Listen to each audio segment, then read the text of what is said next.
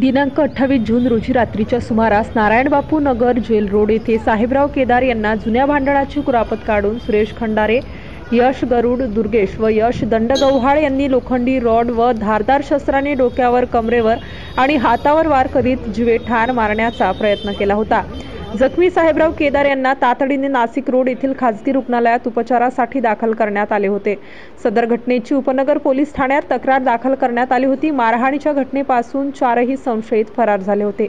सदर गंभीर स्वरूपाच्या गुन्ह्यातील आरोपीचा शोध घेण्यासाठी पोलीस आयुक्त संदीप कर्णिक, पोलीस उपायुक्त प्रशांत बच्छाव, सहाय्यक पोलीस आयुक्त संदीप मिटके यांच्या मार्गदर्शनाखाली गुंडाविरोधी पथक तपास करीत होते।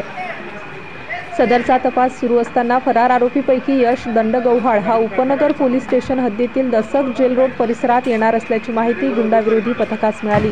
गुप्त माहितीच्या आधारे पोलिसांनी सापळा लावला असता यश महेश दंडगव्हाळ राहणार दसक हा राहत्या घराजवळ दिसून आला। मात्र पोलिसांची चाहूल लागताच यश हा पळून जात असताना पोलीस पथकाने त्याचा पाठलाग करून शिताफीने अटक केली। त्याच्याकडे गुन्ह्याबाबत चौकशी केली असता त्याने गुन्ह्याची कबुली दिली। सदर कामगिरी गुंडाविरोधी पथकाचे सहाय्यक पोलीस निरीक्षक ज्ञानेश्वर मोहिते, पोलीस उपनिरीक्षक मलंग गुंजाळ, विजय सूर्यवंशी, अक्षय गांगुर्डे, गणेश भागवत, राजेश राठोड, अशोक आघाव, सुनील आडके, निवृत्ती माळी, सुवर्णा गायकवाड आदी पथकाने केली।